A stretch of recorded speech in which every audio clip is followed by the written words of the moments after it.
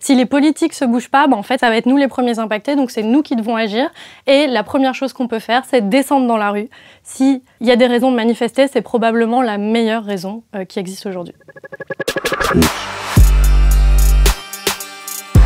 L'origine de cette marche, elle est avant tout citoyenne. C'est un citoyen lambda, Maxime Lelong, qui a créé cette marche. On appelle tous les citoyens, toutes les personnes, c'est beaucoup plus large que les citoyens, à venir participer à cette marche pour montrer l'urgence qu'il y a à agir en matière de réchauffement climatique. Toutes les infos sont sur Marche pour le climat, la marche parisienne, mais il y a ensuite une liste de toutes les marches dans toutes les villes avec les événements Facebook, les points de rassemblement, les heures, etc. Alors pourquoi il faut venir à cette marche pour le climat ?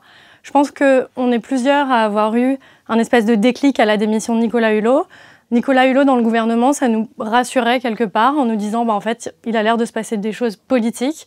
En réalité, sa démission a démontré que non, qu'on est très très loin de ce qu'il faut faire, que si on n'agit pas, c'est pas les générations futures qui vont être impactées, c'est nous directement. Et on parle pas de la survie de l'humanité dans les 100 ans à venir, on parle de ce qui va nous impacter aujourd'hui, dans les années à venir, des millions de réfugiés climatiques, des bouleversements climatiques, une perte de biodiversité, etc. Donc c'est pour ça qu'on agit, on marche pour montrer notre ras-le-bol sur le fait qu'il faut agir tout de suite, maintenant, et que ça doit être la priorité numéro 1.